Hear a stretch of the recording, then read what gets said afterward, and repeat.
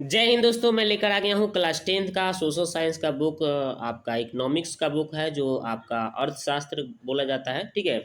और ये chapter number 1 है, अर्थव्यवस्था एवं इसके इसके विकास का इतिहास, ठीक है। ये चैप्टर है। तो इसमें देखिए पहला क्वेश्चन हम लोग देखने वाले हैं। ये जो हम क्वेश्चन लिए हैं टारगेट बुक से लिए हैं, जो आपके डायरेक्ट एग्जाम में आने वाले हैं वही प्रश्न इसमें लिए हैं, ठीक है। तो फर्स्ट 1 चैप्टर में ही 50 क्वेश्चन हम लोग करने वाले हैं, यानी कि 50 क्वेश्चन करने वाले हैं। तो वीडियो को शुरू से अंत तक जरूर देखिएगा ताकि इस चैप्टर से कोई भी क्वेश्चन आपका न छूटे, ठीक है। तो पहला क्वेश्चन है कि निम्न में से किसे पिछड़ा राज्य कहा गया है। तो ये आप अपना ही अपना राज्य है भारत देश का, बिहार, जो ऑप्शन नंबर सी में आंसर दिख रहा है, ठीक है। अगला क्वेश्चन देखते हैं। ये काफी बार क्वेश्चन आ चुके हैं, ठीक है। हाँ, तो दूसरा क्वेश्चन देखिए। दूसरा क्वेश्चन क्या बोला गया है कि इनमें कौन से देश में मिश्रित अर्थव्यवस्था है। ये भी काफी बार पूछा जा चुका है। तो अपना ही देश है भारत, जिसमें मिश्रित अर्थव्यवस्था है, ठीक है। अगला क्वेश्चन देखते हैं कि निम्न में से किसको प्राथमिक क्षेत्र भी कहा जाता है। तो ये काफी बार क्वेश्चन आ चुका है आपका। तो आपका प्राथमिक क्षेत्र कौन सा है भाई? कृषि क्षेत्र। ये भी बहुत बार पूछा जा चुका है। प्राथमिक क्षेत्र किसको बोला गया है? तो कृषि क्षेत्र को, ठीक है। आगे क्वेश्चन देखते हैं। तो अगला क्वेश्चन बोला गया है दोस्तों, अगला बोला गया है कि भारत में योजना आयोग का गठन कब किया गया था। तो ऑप्शन नंबर ए देखिए, 15 मार्च 1950। 15 मार्च 1950 को आपका भारत में योजना आयोग का गठन किया गया था। अगला क्वेश्चन देखिए, जवाहर रोजगार योजना लागू कब हुआ था। तो ये देखिए क्वेश्चन बहुत ही इंपॉर्टेंट है। तो जवाहर रोजगार योजना कब लागू हुआ था। तो ऑप्शन नंबर बी देखिए, 1989 में, 1989 ईस्वी में, ठीक है। अगला क्वेश्चन देखते हैं। तो राष्ट्रीय विकास परिषद का गठन कब किया गया था।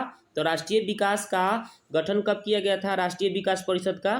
तो आपका 1952 में राष्ट्रीय विकास परिषद का गठन किया गया था, ठीक है। अगला क्वेश्चन देखते हैं। योजना आयोग को भंग कर कौन सा आयोग बनाया गया था। तो ये आपके एग्जाम में काफी बार पूछा जा चुका है। तो योजना आयोग को भंग करके कौन सा आयोग बनाया गया था। तो option number A, NITI Aayog. कौन सा? Option number A, NITI Aayog. अब नेक्स्ट क्वेश्चन देखते हैं। नोबेल पुरस्कार से सम्मानित बांग्लादेशी अर्थशास्त्री हैं। तो नोबेल पुरस्कार से सम्मानित बांग्लादेशी अर्थशास्त्री हैं तो कौन है भाई? तो प्रोफेसर मो यूनस, प्रोफेसर मो यूनस, ठीक है, मोहम्मद यूनस। अगला क्वेश्चन है कि किसने कहा बिहार के विकास के बिना भारत का विकास संभव नहीं है। तो बिहार के विकास के बिना भारत का विकास संभव नहीं है, किसने कहा था। तो doctor APG Abdul Kalam, doctor APG Abdul Kalam को कहा गया है, ठीक है। अगला क्वेश्चन है, जिस देश का राष्ट्रीय आय अधिक होता है वह देश क्या कहलाता है दोस्तों। तो अगर राष्ट्रीय आय सबसे अधिक होगा तो उसको विकसित कहा जाता है। क्या कहा जाता है? विकसित। जिस देश का राष्ट्रीय आय अधिक होता है उसे विकसित देश कहा गया। 11 नंबर कि भारत में नीति आयोग की स्थापना कब हुई थी। भारत में नीति आयोग की स्थापना दोस्तों तो 2015 में हुई थी। क्या हुई थी? 2015 में। अब नेक्स्ट क्वेश्चन देख लीजिए कि अगला क्वेश्चन है कि इनमें से कौन योजना आयोग के पदेन अध्यक्ष होते हैं। माने योजना आयोग के पद के अध्यक्ष कौन होते हैं भाई? तो इसका आंसर हो जाएगा ऑप्शन नंबर ए, प्रधानमंत्री। अगला क्वेश्चन देख लीजिए, किस क्षेत्र को तृतीय क्षेत्र कहा जाता है। तो आपको पता होनी चाहिए कि सेवा क्षेत्र को तृतीय क्षेत्र कहा जाता है। अगला क्वेश्चन देखते हैं, किस क्षेत्र को द्वितीय क्षेत्र कहा जाता है। तो इसका आपका आंसर पता होना चाहिए कि उद्योग क्षेत्र को द्वितीय क्षेत्र कहा जाता है। प्राथमिक आपको याद रखना है, कृषि क्षेत्र हो गया, द्वितीयक पूछे तो उद्योग क्षेत्र और तृतीयक पूछे तो सेवा क्षेत्र, ठीक है। याद रखिएगा, प्राथमिक अगर कहता है तो कृषि क्षेत्र, कृषि, और द्वितीय कहता है तो उद्योग, और तृतीय कहता है तो सेवा क्षेत्र। लेकिन इसमें द्वितीय कहा है तो इसलिए इसका ऑप्शन नंबर सी जो है उद्योग क्षेत्र है, ठीक है। अगला क्वेश्चन देखते हैं। भारत की आर्थिक व्यवस्था है। तो भारत की आर्थिक व्यवस्था कैसी होती है? कैसी है भाई? तो मिश्रित है। भारत की आर्थिक व्यवस्था मिश्रित है। अगला क्वेश्चन, निम्नलिखित में कौन नवीकरणीय प्राकृतिक संसाधन है।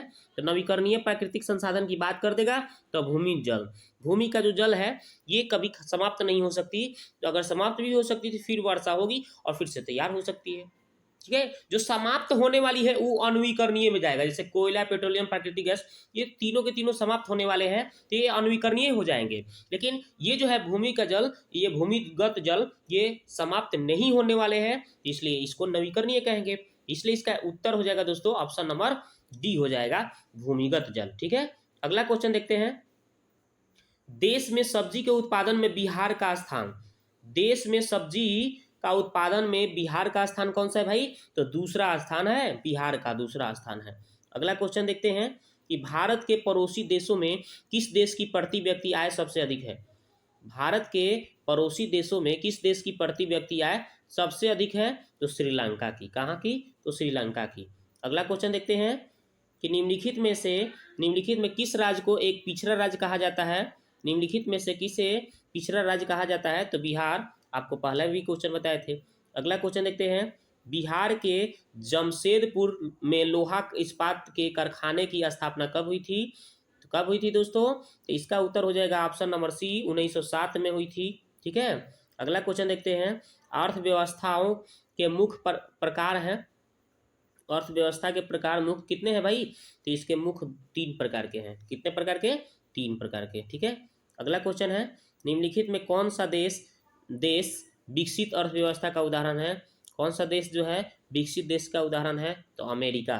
ठीक है। इसका आंसर हो जाएगा अमेरिका। अगला क्वेश्चन है, इनमें से कौन से देश में समाजवादी अर्थव्यवस्था है? कौन से देश में समाजवादी अर्थव्यवस्था है?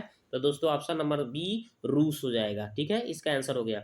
अगला, ऊर्जा के मुख्य स्रोत क्या है? तो ऊर्जा के मुख्य स्रोत क्या है भाई?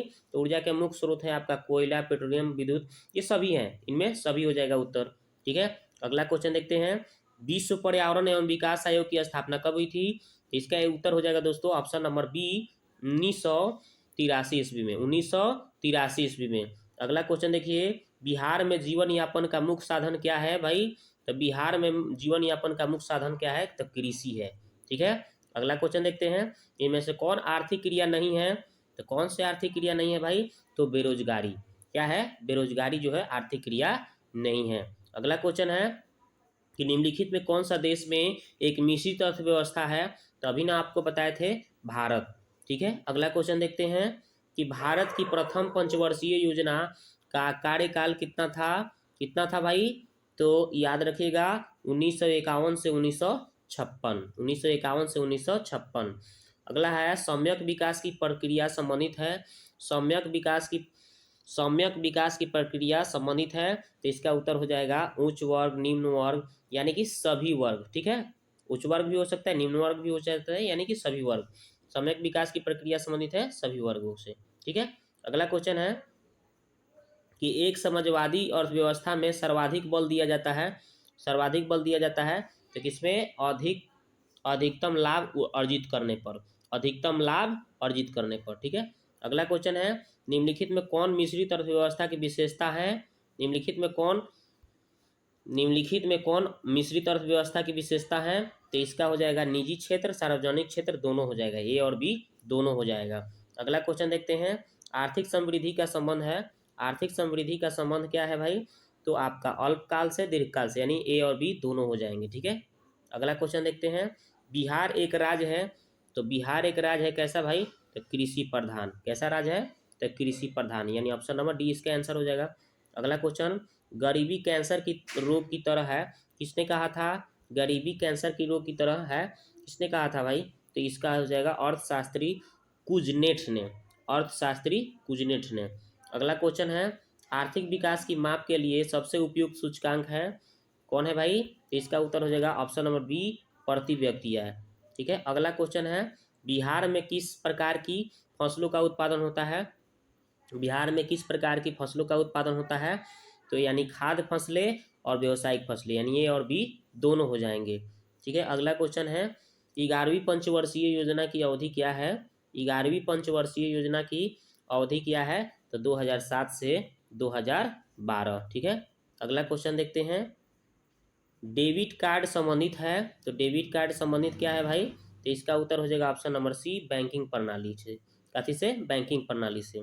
अगला क्वेश्चन है, योजना आयोग का अध्यक्ष कौन होता है भाई? तो योजना आयोग का अध्यक्ष होता है आपका प्रधानमंत्री, पीछे भी बताया था हमने।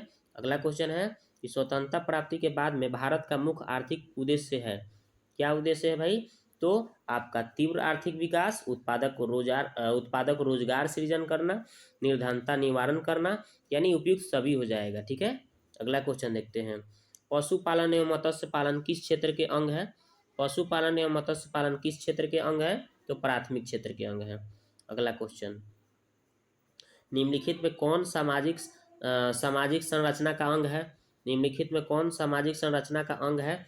तो आपका देखिए शिक्षा, प्रशिक्षण, स्वास्थ्य सेवाएं, आवास, यानी उनमें इनमें सभी हो जाएगा, उपयुक्त सभी। अगला क्वेश्चन, जिस देश का राष्ट्रीय आय अधिक होता है वह कौन सा देश कहलाता है? अभी हम पीछे भी बताए थे, तो विकसित कहलाता है। क्या कहलाता है भाई? विकसित कहलाता है।